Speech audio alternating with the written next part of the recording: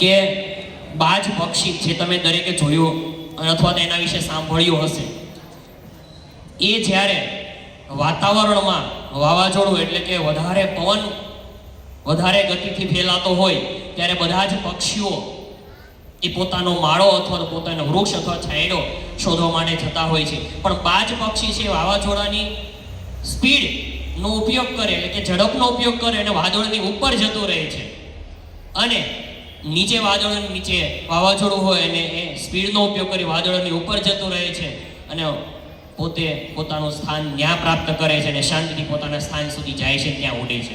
મતલબ આમાંથી કહેવાનો મતલબ એ છે, તમે પણ હાલનો સંઘર્ષ કરી રહ્યા હશો, બોર્ડની પરીક્ષા નજીક છે, તો એનો ડર રાખવાનો નથી.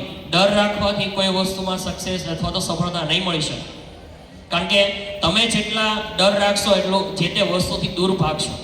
એના કરતાં જે તે વસ્તુની નજીક આવો.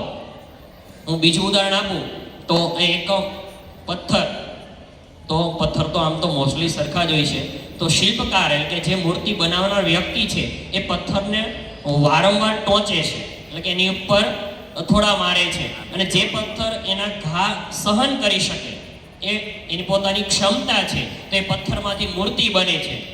અને જે પથ્થર ઘા સહન નથી કરી શકતો એ રસ્તામાં ફેંકાઈ જાય છે. તો આના માટે એક જ તમારી આ પરીક્ષા છે. પરીક્ષાની અંદર જે નબળા અથવા દૂર વિદ્યાર્થીઓ છે, જે પોતાના લક્ષ્યથી દૂર ભાગે છે, મતલબ રસ્તા પર ફેંકાઈ જાય છે, પણ વારંવાર ઘા સહન કરવાની ક્ષમતા રાખશો, મહેનત કરશો, બાકી બધી જ વસ્તુ છોડી દેશો અને પરિણામ માટે તમે આગળ વધશો, તો હંમેશા જીવનમાં સફળતા મેળવી શકશો. બસ આટલું જ હું ટૂંકમાં કહેવા માંગીશ.